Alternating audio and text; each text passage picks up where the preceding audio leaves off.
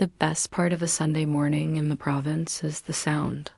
It's a quiet symphony, so different from the relentless grinding dissonance of Manila that I had left behind.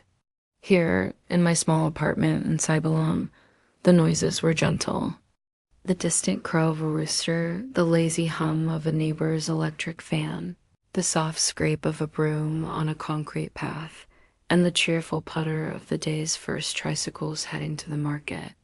It was a peace I had craved for years, a peace I had earned by graduating at the top of my class, passing the bar on my first try, and then promptly turning my back on the lucrative chaos of a big city law firm. I took a sip of my coffee, strong Burrico from Batangas, and let the hot, humid air from the open window wash over me. My apartment was nothing fancy. It was the second floor of a two-story concrete building, painted a faded but cheerful yellow. The floors were cool red tile. The windows were panels of Kappa's shell that turned the morning sun into a milky, ethereal glow, and my furniture was a mismatched collection of hand-me-downs from various Titus and Tito's. But it was mine.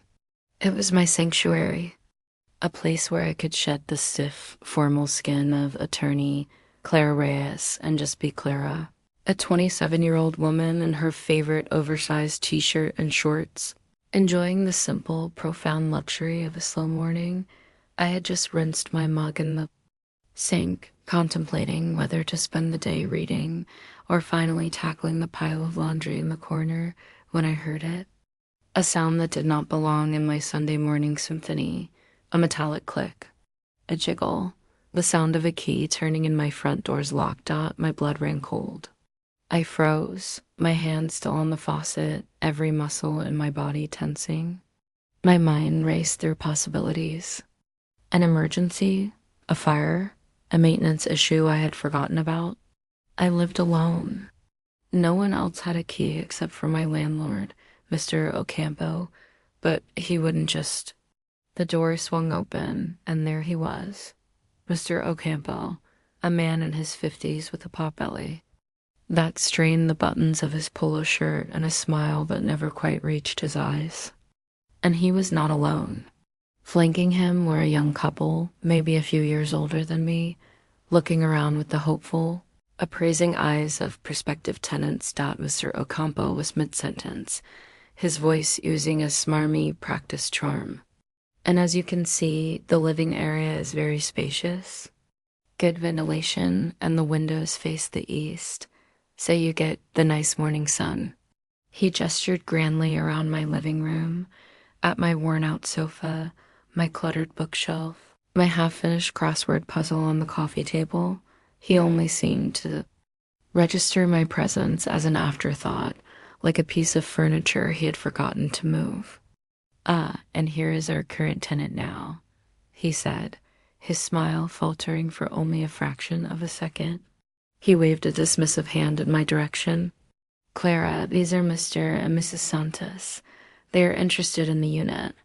I stared at him, my mind struggling to catch up with the reality of the situation. 3 strangers were standing in my living room, in my home. Uninvited, unannounced. The shock was a physical blow, sucking the air from my lungs. My heart hammered against my ribs, a frantic drumbeat of disbelief and rising fury. "Mr. Ocampo," I managed, my voice tight. "What is this?" "I'm just showing the apartment," he said, his tone suggesting I was being difficult. He turned back to the couple. "The kitchen is just through here, very functional." "Excuse me," I said, my voice louder this time, sharper. I took a step forward, crossing my arms over my chest, suddenly hyper-aware of my faded shorts and old t-shirt. Who are these people? And why are they in my apartment? The couple, at least, had the decency to look deeply uncomfortable. The woman offered me a small, apologetic grimace. Mr. Ocampo, however, sighed a put-upon theatrical sound. "Clara, your lease is ending in 2 months. I have to find a new tenant. This is how it works." "How it works," I repeated, my voice dangerously low, "is that you are required to give me proper notice before you bring strangers into my home." He scoffed, waving his hand again as if swatting away a pesky fly. I knocked, but you didn't answer. I thought maybe you were out. You thought I was out, so you used your key to let yourself and two strangers into my private residence. The lawyer in me was starting to wake up, my brain automatically framing the violation in legal terms. Breach of contract. Violation of the covenant of quiet enjoyment. Trespass. It's my property, Hija, he said, using the condescending term for daughter. The implication was clear. I was just a child, overreacting. I have the right to enter my own property. You have the right to enter with my permission. And after providing a 24-hour written notice, I shot back, the words precise and cold. That is the law. The word law seemed to finally pierce his smug composure. He looked at me, really looked at me for the first time. A flicker of irritation crossed his face. He wasn't used to this. He was used to tenants who were timid, who didn't know their rights, who could be easily railroaded. "Hey, Miss Lawyer," he said, his voice dripping with sarcasm. "Don't be so dramatic. It's not a big deal. We will only be a minute." "It is a very big deal, Mr. Ocampo," I said, standing my ground. I turned my gaze to the embarrassed couple. "I'm very sorry," I said to them, my voice softening slightly but still firm. "But this viewing is over. My landlord has entered my home illegally. You need to leave." The woman nodded quickly, eager to escape the mortifying situation. She tugged on her husband's arm. "Let's go, Mahal," she whispered down Mr. Ocampo's face, flushed with anger. Being contradicted was one thing. Being overruled in front of potential customers was another entirely. He glared at me, his false charm evaporating to reveal the petty tyrant underneath. "This is very disrespectful, Clara, very rude." "Rude," I said, my voice incredulous. "You let yourself into my home on a Sunday morning without any warning, and I'm the one who's rude." He knew he had lost this round. The couple was already backing out the door. With a final venomous look at me, he followed them. "I will be back." Later, he snapped over his shoulder, a clear threat. "Make sure the apartment is clean." And then he was gone, pulling the door shut behind him with a sharp click that echoed in the sudden, profound silence. I stood motionless in the middle of my living room for a full minute, my body trembling with a rage so intense it made me feel dizzy. The sanctuary was gone. The peace was shattered. The space, my space, felt tainted, exposed. I could still see the ghosts of them standing there, their strange eyes taking in my personal belongings, my life. I felt violated, humiliated, powerless, but then the trembling stopped. The hot, chaotic rage began to cool, to clarify, to coalesce into something else. Something cold, hard, and methodical. I was not powerless. I was a lawyer. He had come into my house and cited his rights as an owner. He had no idea that I knew my rights as a tenant better than he knew his own name. He had mistaken my desire for a quiet life for weakness. He thought he was dealing with just another girl he could push around. He had forgotten the three most important letters that came after my name. A -T-T-Y. My eyes scanned my living room, landing on the simple wooden bookshelf against the far wall. It held a mix of novels, history books, and the heavy, intimidating legal tomes from my life in Manila. I walked over to it, my steps now steady and deliberate. My fingers bypassed the fiction, the poetry, the self-help. They found the spine of a thick, dark blue, hardbound book. I pulled it from the shelf. The gold lettering on the cover gleamed. In the soft morning light, the Civil Code of the Philippines. I carried the heavy book over to my small dining table and sat down. I opened it, the pages whispering as they turned. My fingers, guided by years of study and memory, found the right section. Title 8, Lease. I ran my finger down the page, past the articles on obligations of the lessor and lessee, until I found what I was looking for. Article 1654. The lessor is obliged. 3. To maintain the lessee in the peaceful and adequate enjoyment of the lease for the entire duration of the contract. Peaceful and adequate enjoyment. A covenant he had just breached with casual, arrogant disdain. A slow, cold smile spread across my face. It was not a happy smile. It was the smile of a predator that has just caught the scent of its prey. Mr. Ocampo had knocked on the wrong door. He had started a war with the one person he should have left alone. He thought it was his property. I was about to teach him what the law had to say about that. The game was on. The rage of Sunday morning simmered into the cold, methodical resolve of Sunday afternoon. The initial shock had passed, leaving behind the crystalline clarity that only a profound personal violation can produce. My apartment no longer felt like a sanctuary, but it was about to become my war room. I sat at my dining table, the heavy civil code open beside my laptop, the ambient sounds of the neighborhood fading into a dull hum as I focused that Mr. Ocampo had made a grave error. He had assumed I was just a tenant. He had forgotten I was an officer of the court. My anger, which had been a wild, chaotic fire, was now being channeled, refined, and forged into a weapon he would never see coming. I began to type. This was not an angry email or frustrated text message. This was a formal demand letter. The language was not my own. It was the cold, precise, and unforgiving language of the law. Re. Demand to cease and desist from unlawful entry and breach of peaceful POSS own dear Mr. Ocampo. Please be advised that this letter is being sent on behalf of myself, Clara Reyes, the lessee of Unit 2B of your property located at 143 Mabini Street, Cybalom.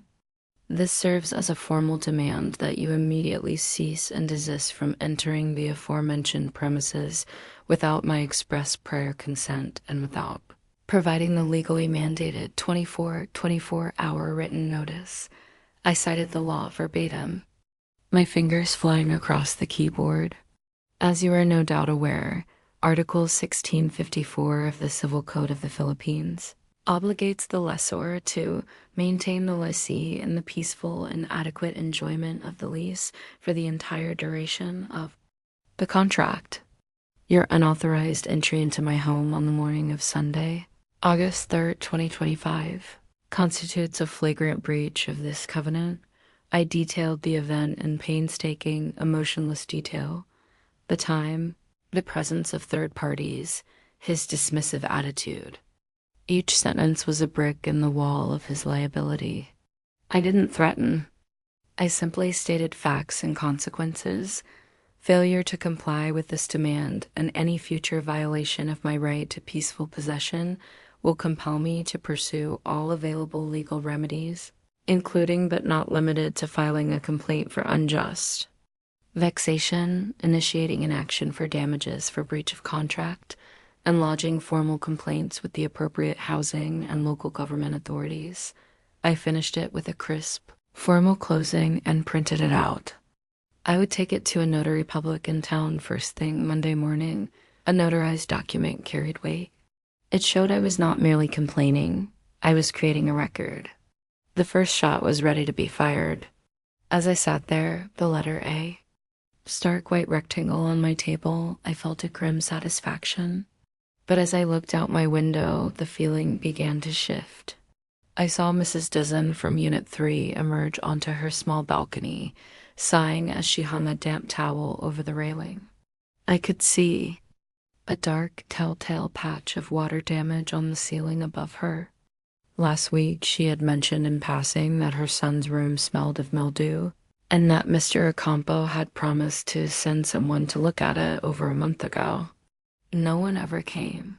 Then I heard a frustrated shout from the unit below, where two college students were renting. "Naku, another brownout," one of them yelled. I knew it wasn't a neighborhood-wide power outage.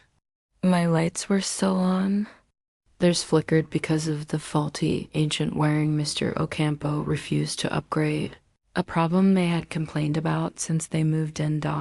It hit me with the force of a physical blow. My problem wasn't my problem. It was a symptom of a much larger disease. Mr. Ocampo's disrespect for my privacy wasn't an isolated act of arrogance. It was part of a systemic pattern of neglect. A business model built on the assumption that his tenants were powerless, uninformed, and too afraid to cause trouble.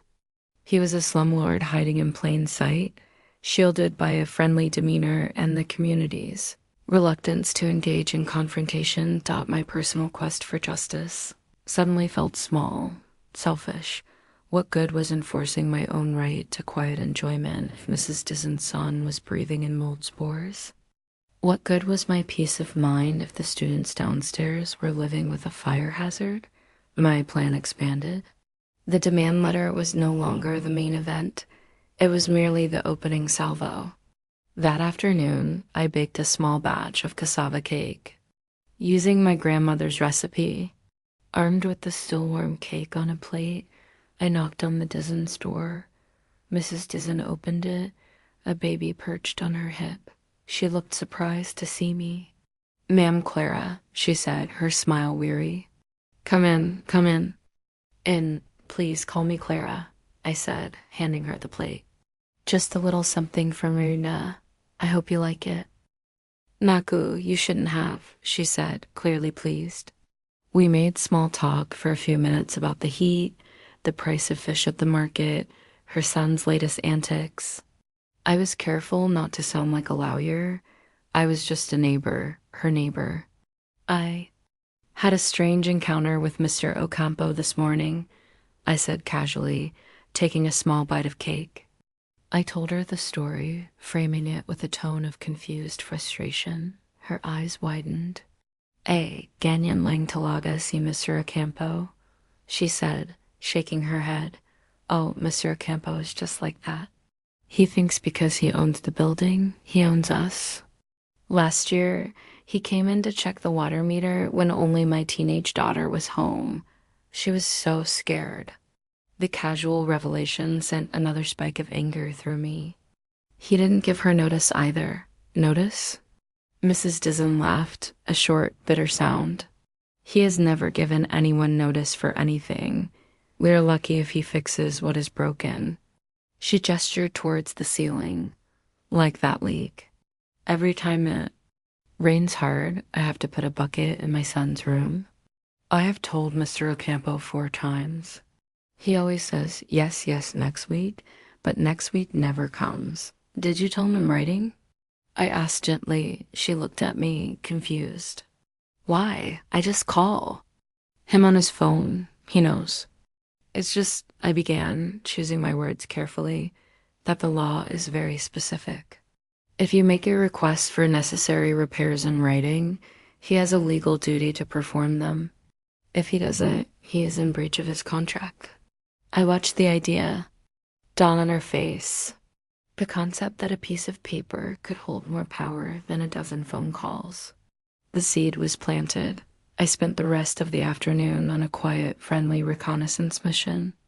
I spoke to Lola Agnes in Unit 1, a sweet, elderly woman who confirmed her roof had been leaking for 2 years. "I just pray it doesn't rain too hard," she said with a sigh of resignation. I spoke to the students downstairs who showed me the dangerously frayed wires near their sink, wrapped in electrical tape. "We're afraid to complain too much," one of them admitted. "We don't want to get kicked out." Fear, resignation, a weary acceptance of neglect. This was the foundation upon which Mr. Ocampo had built his little empire. Everyone was afraid to rock the boat, so everyone suffered in silence, thinking they were the only ones. That night, I didn't sleep. I sat at my desk, the glow of my laptop, illuminating my small apartment. I had opened a new file, a spreadsheet. I created columns: unit no, tenant name, issue, date first reported, verbal, potential legal violation, unit 1, Agnes de Leon, leaking roof, approx. 2 years Art, 1654 to CC, failure to make necessary repairs. Unit 3, Maria Dizon, water damage, mold, 1 month plus. Art, 1654 to CC. Unit 4, John and Kevin, faulty wiring, 6 months. Art, 1654 to CC. Fire code violation, Unit 2B, Clara Reyes, unlawful entry, August 3rd. Art, 1654 3CC. Unjust vexation. I added a new entry for the Dizon's previous experience with their unreturned security deposit. Citing the specific provisions of the Rent Control Act, the list grew, a damning indictment of his systematic negligence. Seeing it, all laid out, organized, and quantified, was terrifying and exhilarating. This was no longer about my feelings. This was a case. A strong one. My plan was no longer just about me. It was about us. I couldn't fight this for them. That would be unethical. But I could empower them to fight for themselves. I could give them the tools, the knowledge, and the confidence they lacked. The next evening, I invited Mrs. Dizon and the 2 students, John and Kevin, to my apartment for coffee. They were hesitant, but they came. "I want to show you something," I said, turning my laptop around to show them the spreadsheet. I explained what it was, walking them through each entry, explaining the law in simple, clear Tagalog. "Lea Teodido me Karapatin," I said, my voice firm. "All of us here have rights." "But Ma'am Clara," John, one of the students, said nervously. "What can we do? He'll just ignore us." "He will ignore phone calls," I said. "He cannot ignore registered mail. He cannot ignore a formal complaint filed with the barangay. He cannot ignore an inspection from the Bureau of Fire Protection. He relies on us being separate and silent. We will no longer be either." I held up 3 envelopes. "These are formal, written demands for your specific issues. One for Lola Edna's roof, one for your wiring, and one for Mrs. Dizon's ceiling. All you have to do is sign them. I'll help you send them by registered mail tomorrow. We will create a paper trail he cannot deny. We will build our case brick by brick." They looked at each other, then back at me. The fear was still in their eyes, but now it was mixed with something else, a flicker of hope, a spark of defiance. Mrs. Dizon reached out and took her letter. "Sige," she said, her voice small but firm. "Let's do it." John and Kevin nodded, their faces set with a new determination. They signed their letters. As they left my apartment that night, they walked with their shoulders a little straighter. The balance of power in our small, faded yellow building had just begun to shift. Mr. Ocampo didn't know it yet, but his quiet, profitable peace was about to come to a very loud, very legal, and very expensive end. Monday morning arrived with the thick, humid heat that promised a scorching day. For me, it felt like the dawn of a new campaign. I dressed not in my usual comfortable pambahay, but in a crisp white blouse and smart black trousers. I was no longer just Clara, the quiet tenant. Today, I was Attorney Reyes, and I was going to work. My first stop was a small, cluttered law office tucked between a pawn shop and a bakery in the bustling town proper. The air inside smelled of old paper and dust.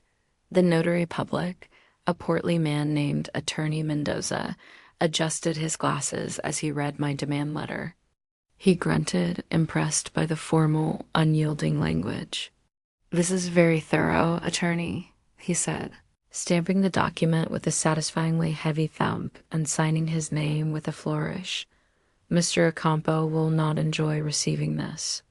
"That is not my primary concern," I replied, my voice flat. The notarized letter in my hand felt heavier now, imbued with the official power of the state. My next stop was the post office. I sent my letter via registered mail with a return receipt requested. It was an old-fashioned, bureaucratic step, but a crucial one. It would provide undeniable proof that he had received my demand. There would be no "I never got it" excuses. Mrs. Dizon and John, the student from downstairs, met me there. There. Hands trembled slightly as they handed over their own letters, which I had also notarized for them.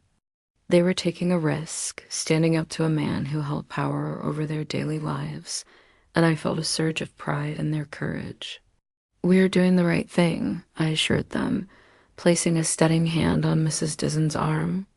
"The law is on our side." As expected, a week passed in complete silence.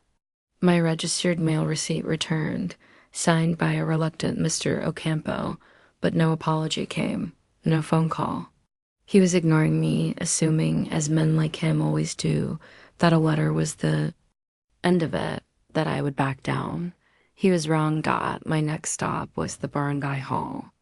It was a simple, open-air building, bustling with residents paying fees, getting permits, and airing grievances.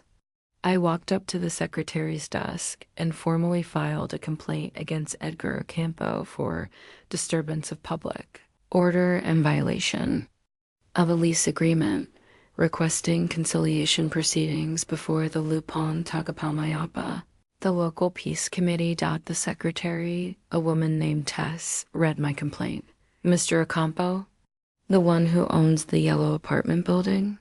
she asked, her eyes wide with a flicker of gossip-fueled interest. "The very same," I confirmed. A summons was issued. Mr. Ocampo was officially ordered to appear before the Panong Barangay, the barangay captain, and the conciliation panel the following Saturday. This he could not ignore. The conciliation meeting was a masterclass in local politics and public shaming. It wasn't a courtroom. It was a stuffy office with plastic chairs and a faded portrait of the president on the wall. The panel consisted of the barangay captain, a respected local elder, and a formidable-looking woman who was the head of the local mothers' club. These were Mr. Ocampo's peers, his neighbors.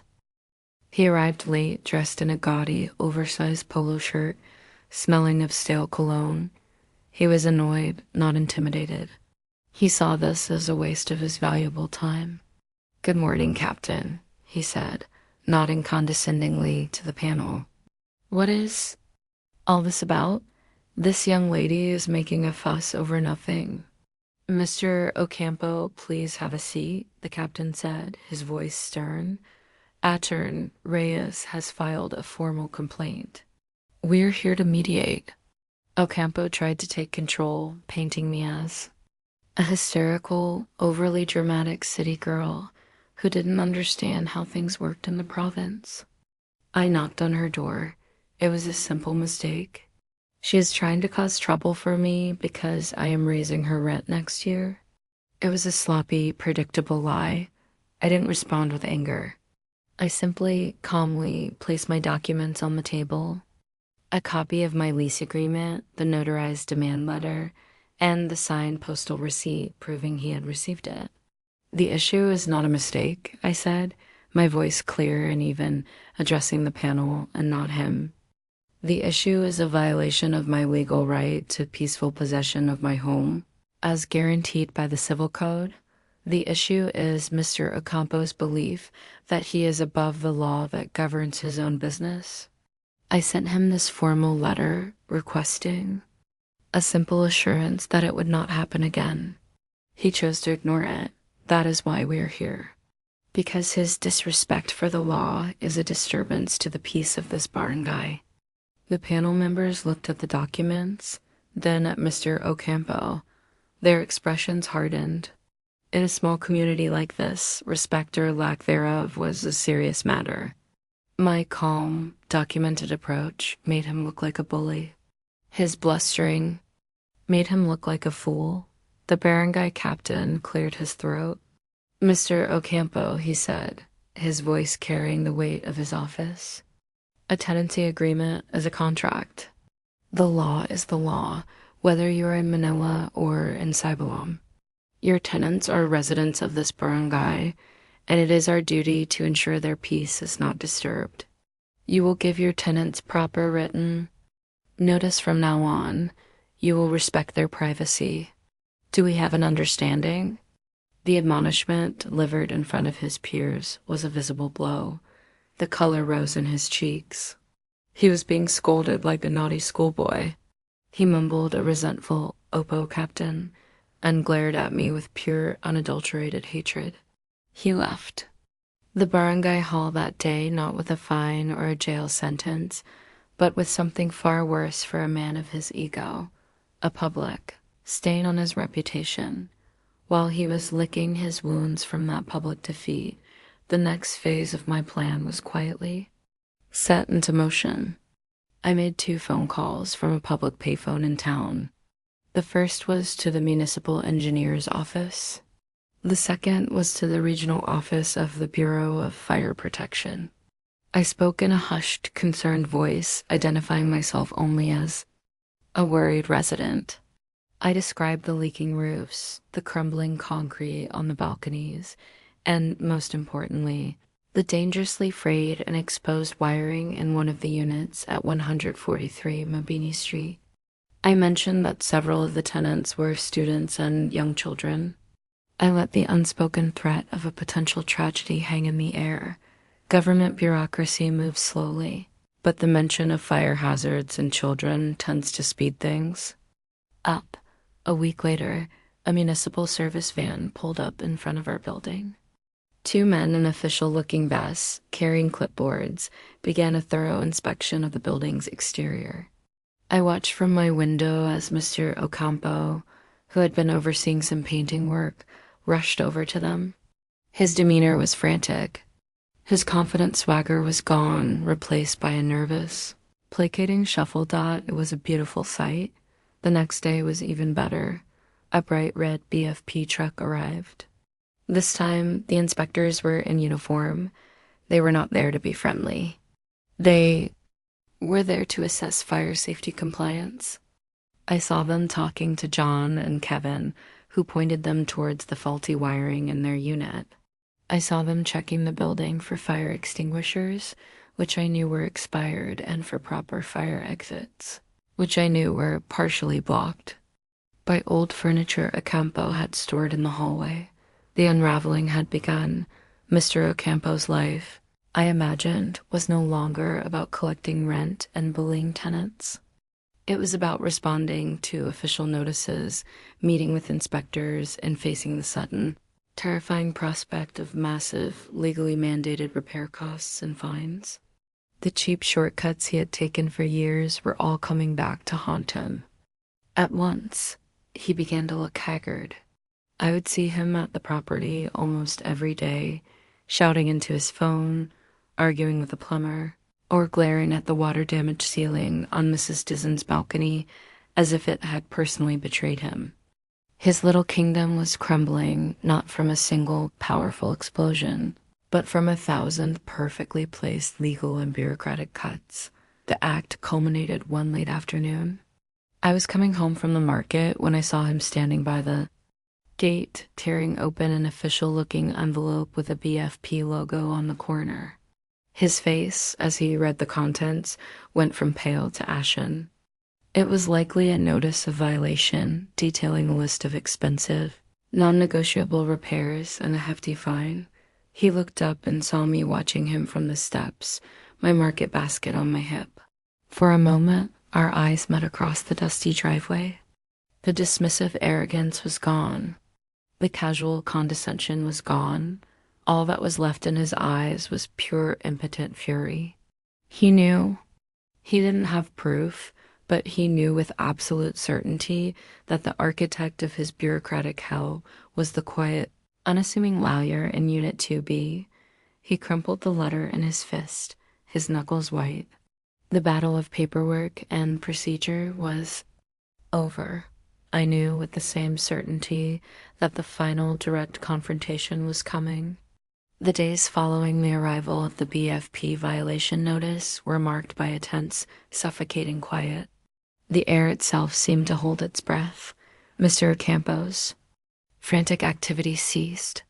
The half-finished paint job was abandoned. The arguing with workmen stopped. Instead, a new, more unnerving phase began. He started watching me dot. I would see him from my window, parked in his aging pickup truck across the street, just sitting there, his silhouette a dark, brooding shape behind the wheel. When I walked to the market, I'd feel his eyes on my back. He wasn't trying to be subtle. It was an act of intimidation, a silent, menacing pressure meant to make me feel hunted in my own neighborhood.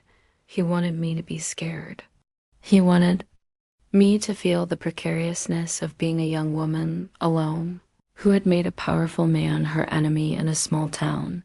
Any other woman might have been terrified.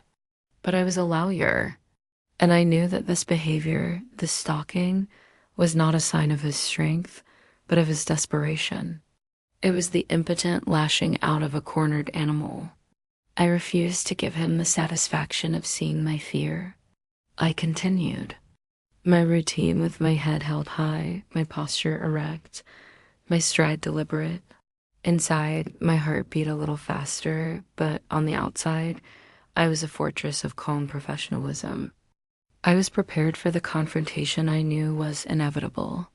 Every evening, before I left my small office in town, I placed a thick, brown legal envelope containing copies of every document, every letter, every complaint, every photo of every violation into my shoulder bag. I would not be caught unprepared. The ambush came on a Thursday evening. The sun had just set, leaving the sky a bruised purple and orange.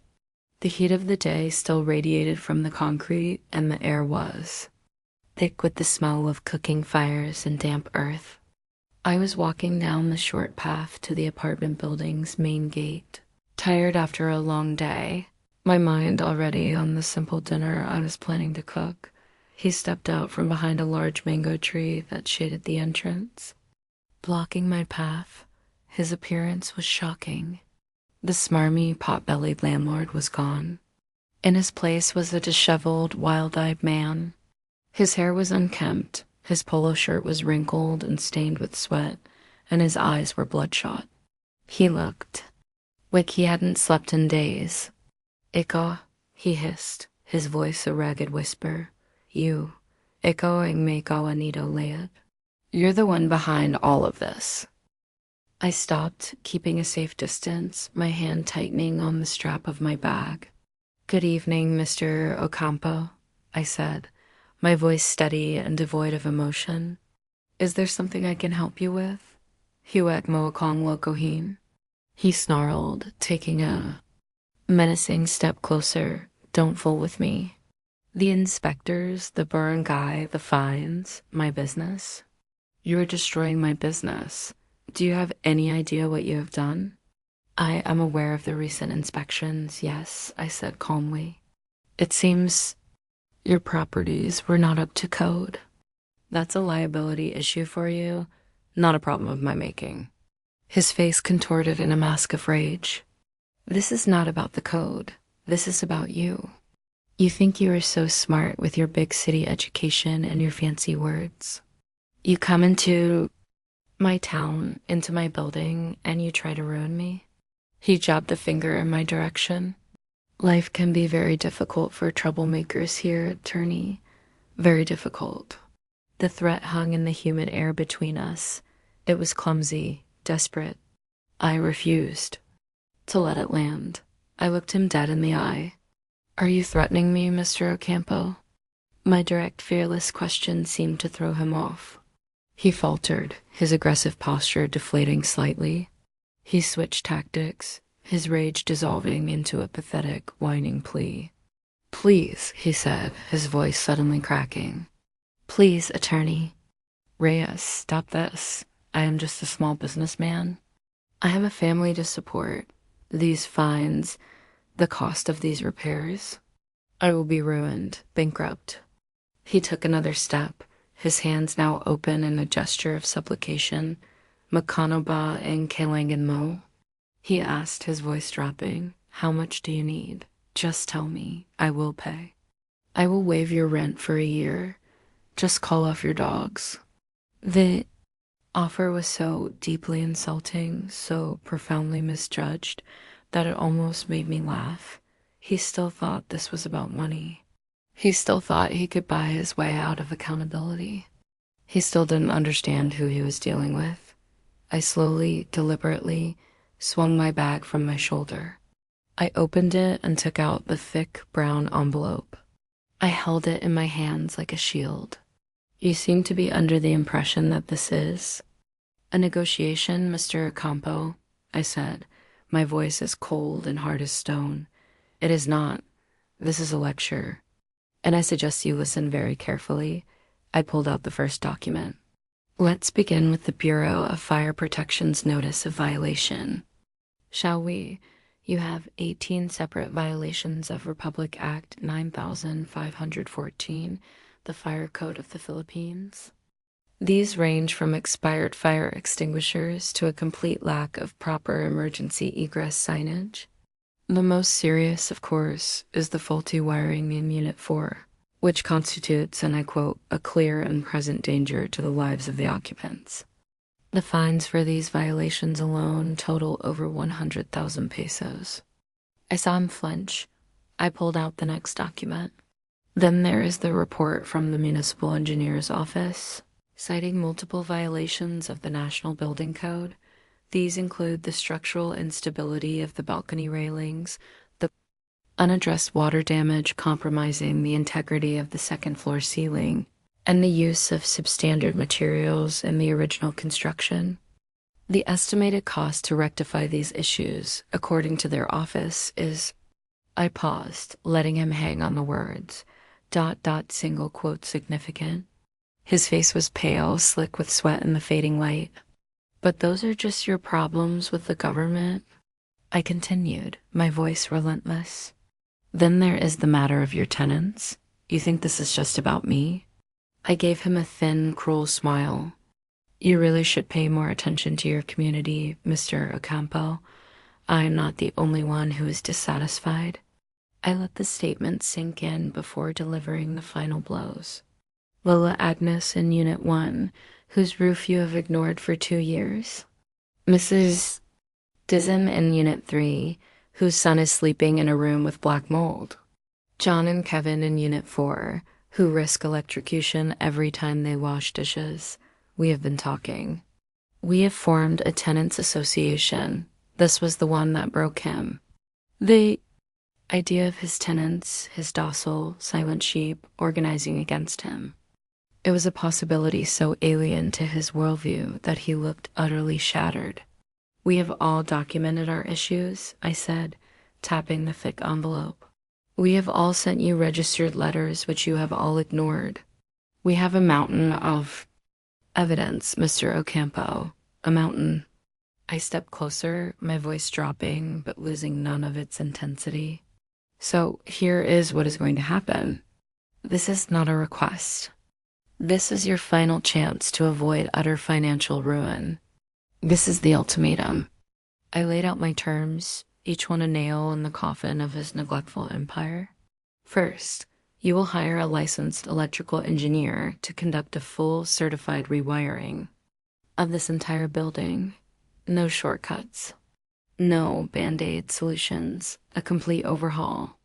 Second, you will hire a reputable licensed contractor to repair every single leak, crack, and structural issue documented by both the city and your tenants. Third, you will issue a formal written apology to every single tenant for your years of neglect and for your violation of their legal rights. And fourth, as compensation for the periods during which this building was not in a safe and habitable condition, you will provide a 1-month rent rebate to all current tenants. He stared at me, his mouth agape, his mind clearly struggling to process the sheer scale of his defeat. You will provide me, as the representative of the Tenants Association, with copies of all contracts, permits, and certifications for the repair work, I concluded. You will do all of this beginning immediately. If you refuse, or if you delay, or if I find you have cut a single corner, we will proceed with a consolidated civil suit for damages that will dwarf the cost of these repairs. We will also file a formal complaint with the Department of Human Settlements, which will very likely lead to the suspension of your license to operate any rental property anywhere. The choice is yours. I held his gaze for a long, silent moment. The fight was gone from his eyes. The threats, the anger, the pathetic attempts at bribery, all of it had been burned away by the cold, hard facts of his predicament. He was a king who had been checkmated but was only just now realizing it. Without another word, I stepped around him and walked toward the gate of the apartment building. I did not look back. I did not need to. I could feel the weight of his defeat behind me, a heavy, tangible presence in the humid evening air. He was a man trapped in a prison of his own making, and I had just handed him the bill for the construction. The silence that followed my ultimatum to Mr. Ocampo lasted exactly 36 hours. It was a silence filled with the heavy, unspoken weight of his decision. I did not know if he would call my bluff, if he would try to fight, or if he would simply disappear. On the morning of the second day, a Saturday, the silence was broken. Not by a phone call or a confrontation, but by the rumbling engine of a contractor's truck arriving at our gate. It was followed by another, and then another. A team of electricians, roofers, and plumbers swarmed the property, their work shirts a collage of different company logos. The sound of hammers, saws, and men shouting instructions in a mix of Tagalog and Kinaray filled the air. This cacophony, a noise that would have been an unbearable nuisance just a week ago, was the sweetest music I had ever heard. It was the sound of compliance. It was the sound of my victory. I watched from my window, sipping my morning coffee. Mr. Ocampo was there, standing in the dusty driveway. He looked tired. He looked defeated. He held a clipboard, and he was directing the workmen with a resigned, joyless efficiency. He was a king overseeing the dismantling of his own neglected castle, forced to rebuild it brick by painful brick. He glanced up and saw me watching. For a fleeting moment, our eyes met. He didn't glare. He didn't scowl. He just gave a curt, almost imperceptible nod, and then quickly looked away, turning his attention back to a roofer with a question. The war was over. I had won the surrender. The weeks that followed were a period of organized chaos. The building was a hive of activity. The dangerous frayed wiring in the student's apartment was torn out and replaced with thick, new, properly insulated cables. A team of men stripped the old, leaking roofing material from Lola Enez's unit, replacing it with fresh, waterproof sheeting. Plumbers finally addressed the persistent water pressure issues, and for the first time, taking a shower didn't feel like standing under a weak, sputtering sprinkler. The entire atmosphere of the building began to change. The tenants, who had previously kept to themselves, isolated in their own private frustrations, began to talk to one another. The shared experience of the inspections and the subsequent flurry of repairs had forged a bond between us. We were no longer just a collection of renters. We were a community. Mrs. Dizzen would send her eldest son over with a small plate of freshly cooked turon. John and Kevin, the students downstairs, now greeted me with a respectful, "Good morning, attorney." Whenever they saw me, we had a shared secret, a shared victory. One afternoon, there was a soft knock on my door. It was Lola Agnes, her face wreathed in a grateful smile. She held a small, covered bowl in her hands. "Attorney Clara," she said, her voice warm. "I made some gin au thon, a small thank you. The roof, it didn't make a single drop during the heavy rain last night. For the first time in 2 years, I slept without worrying." Tears welled in her eyes, and she reached out and squeezed my hand. "Thank you, Hijah. Thank you for giving us a voice." I accepted the bowl, my own throat tight with an emotion I couldn't quite name. It wasn't pride, it wasn't ego. It was a profound, humbling sense of purpose. I had spent years in law school in Manila studying complex corporate litigation. imagining myself in a high-powered firm fighting multi-million peso battles, but none of the victories I had imagined felt as real, as meaningful, as the simple, heartfelt gratitude in this old woman's eyes. The knowledge that she could sleep soundly through a storm because of a few letters I had written, a few laws I had quoted. It felt more significant than any corporate merger. The apologies came next. A single typed sheet of paper slipped under each of our doors. It was stilted, formal, and clearly written through gritted teeth to the tenants of 143 Mabini Street. Please accept this letter as a formal apology for the recent lapses in building maintenance and for any inconvenience caused. The necessary repairs are underway and will be completed to the standards set by the city. Sincerely, Edgar Ocampo. It was the apology of a man who had no choice, but it was an apology nonetheless. It was a written admission of his failure, a document we could keep. Tucked into each envelope was another surprise, a notice of a 1-month rent rebate to compensate for the period of disruption, as he had phrased it. He had complied with every single one of my demands. My own personal victory felt like a distant memory now, a footnote to this larger story. The violation of my privacy had been the spark, but the fire it had lit had warmed the entire building. It had forged a community. It had forced a neglectful man to become a responsible landlord. It had, in a small but tangible way, bent the arc of our little world toward justice. As I sat on my sofa one evening, listening to the now safe hum of the new wiring in my walls, I reflected on my life. I had run away from the fierce, competitive world of Manila law, seeking peace. I had thought that meant leaving the law behind, compartmentalizing Attorney Reyes from the real me. But here, in this small town, I had discovered that the law wasn't just a weapon for corporate warfare. It was a shield for the vulnerable. It was a tool to build, not just to fight. I hadn't left my skills behind. I had found their true purpose. My quiet life didn't have to be a life without meaning. My purpose wasn't in a skyscraper in Makati. It was here, in a 2-story yellow apartment building in Sibalong. Months passed. The last of the workmen packed up their tools and left. The dust settled. The building was quiet once more. It was safer, cleaner, and the tenants were happier. Mr. Ocampo still owned it, but he was a changed man. He was still sullen, but he was also correct. He gave proper notice for inspections. He responded to repair requests. He had learned a very expensive, very public lesson. The story ends as it began on a quiet Sunday morning. I was sitting at my dining table, a cup of coffee in hand, the gentle provincial sounds filtering through my open windows. It was the same scene as that fateful morning months ago, but everything was different. The peace was no longer fragile. It was a deep, resilient calm, earned and protected. There was a knock on my door, a light, friendly rap. For a fraction of a second, a phantom memory of the old fear surfaced, but it vanished instantly, replaced by a smile. I opened the door.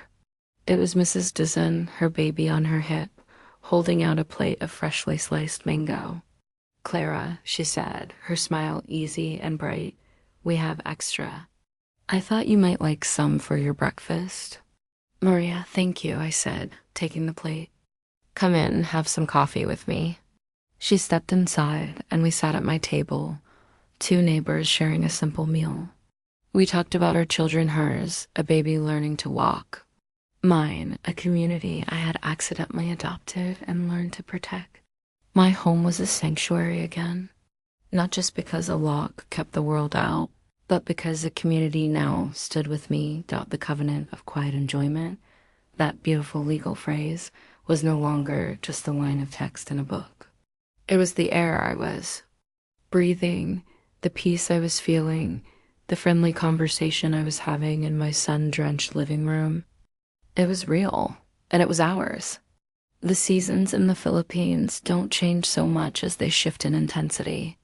The dry season baked the dust in our newly repaired driveway, and the rainy season, when it came, sent torrential downpours that hammered against Lola Anna's new leak-proof roof.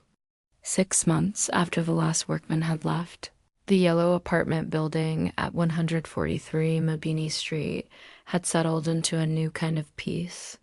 It was a resilient, watchful peace, born not of ignorance but of shared knowledge. We were a community now, bound by the memory of our small, successful revolution. Mr. Ocampo was a ghost. He no longer collected the rent himself, sending a young assistant instead. When he was forced to visit the property for any reason, his movements were furtive, his eyes avoiding ours. He was a landlord who had been thoroughly, lastingly tamed. The power dynamic had been permanently inverted. My own life had changed in ways I never could have predicted. The quiet I had sought when I left Manila had arrived, but it was a different kind of quiet. It was the quiet of a desk cleared of corporate drudgery, now used for drafting simple affidavits for my neighbors or helping Lola Agnes with her pension paperwork. My reputation in the barangay, and even in the wider town, had morphed. I was no longer just the quiet girl from the city. I was Attorney Reyes, the lawyer who had stood up to a slumlord and won, the lawyer who helped the small folk. My quest for personal peace had inadvertently turned me into a public advocate. I was in my apartment on a sweltering Tuesday afternoon, the electric fan doing its best to stir the thick, heavy air. I was reviewing a pro bono case for a local fisherman involved in a dispute over fishing rights. The legalese a welcome intellectual puzzle. The world outside was sleepy, settled into the post-lunch siesta. There was a soft, hesitant knock on my door. It wasn't the confident rap of a neighbor dropping by with food. It was the timid knock of a stranger. I opened the door to find a young woman, probably no older than 20, standing there. She was clutching a bundle of papers to her chest like a shield, her eyes wide with a mixture of fear and desperate hope. She wore the uniform of a nursing student from the local college. "Good afternoon, Pao," she whispered, her voice barely audible. Are you Attorney Reyes?" "I am," I said, offering her a gentle smile to put her at ease. "Please come in out of the sun. Can I get you a glass of water?" She stepped inside, looking around my small, simple apartment as if it were the hallowed halls of a great law firm. I brought her a glass of cold water, which she accepted with a grateful, trembling hand. "Thank you, Attorney," she said. "My name is Marisol. I live in the blue boarding house over on Rizal Street. My friends, the other students there, they told me to come see you. Narinet keo po na keo da nabagada na tumuchalong esembenzendendeto. I heard that you are the lawyer who helps the tenants here." The words landed with a gentle, profound weight.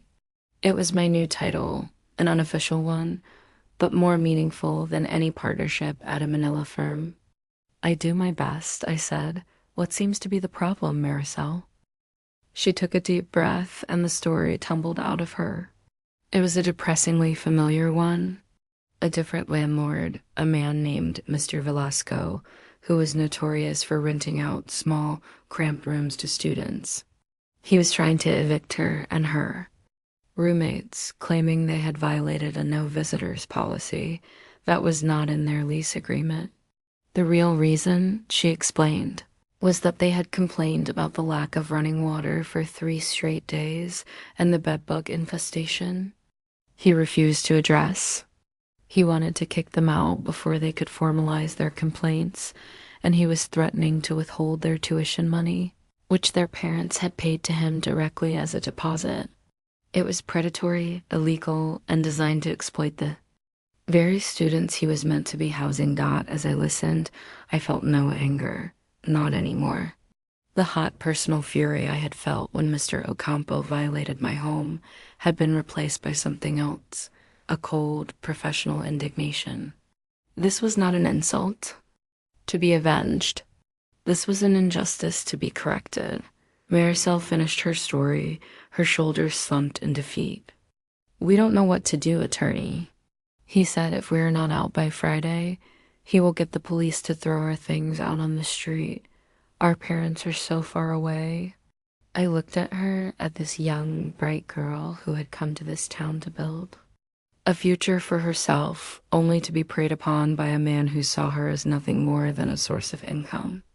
I saw myself in her fear. I saw Lola Agnes. I saw Mrs. Dizin. I saw the power imbalance that men like Ocampo and Velasco thrived on. I gave her a reassuring smile. "First of all, he cannot get the police to throw your things out. The police do not enforce illegal evictions. Only a court can issue an eviction order, and he is nowhere close to having the legal grounds for one." I watched the relief wash over her face as that first fear was extinguished by a simple fact of law. "Now," I said, my voice shifting, becoming the voice of the advocate she had come to see. "These papers you have, is your lease agreement in there?" She nodded, handing me the bundle. I spread them out on my dining table. It was all there: a poorly drafted lease, receipts for her deposit, a handwritten note from Velasco threatening eviction. It was a slumlord's typical sloppy paperwork. To a student, it was terrifying. To me, it was a treasure trove of legal violations. "Okay, Maricel," I said, pulling a fresh yellow legal pad and a pen from my bag. "The same way my own battle had begun. Here's what we are going to do. We are not going to be scared. We are not going to be angry. We are going to be organized."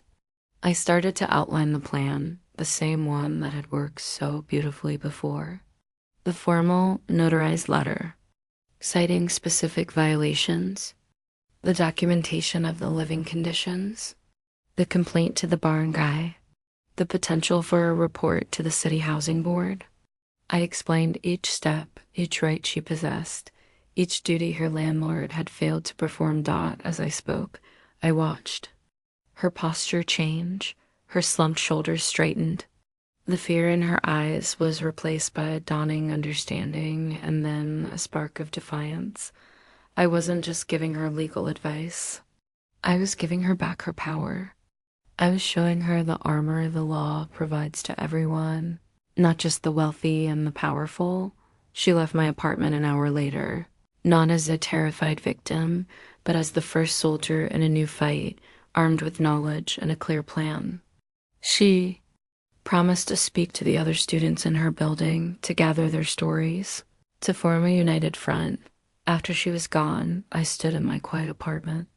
The late afternoon sun streamed through the Kappa's windows, just as it had on that first Sunday. But the woman standing in the light was not the same. The peace I had once sought was no longer a passive shield to hide behind. It was an active pursuit. It was the work of using my knowledge and my strength to ensure that others could also live in peace, free from fear and intimidation. I looked down at the new legal pad on my table, the first page filled with notes on Maricel's case. Velasco, property, Rizal St. Bedbugs, no water, illegal eviction threat. It was the start of another battle, and I felt no dread. No weariness. I felt a quiet, profound, and deeply satisfying sense of purpose.